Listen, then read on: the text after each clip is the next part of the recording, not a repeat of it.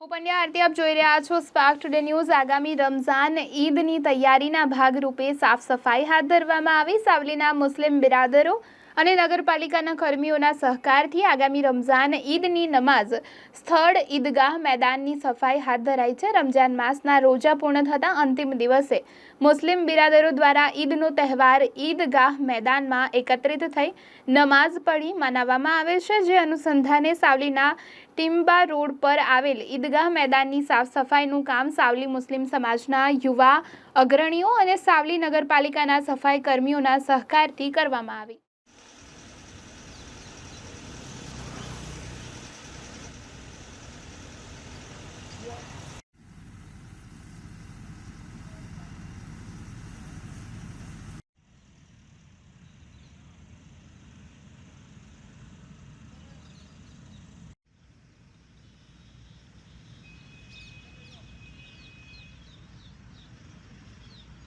अस्सलामुअलैकुम।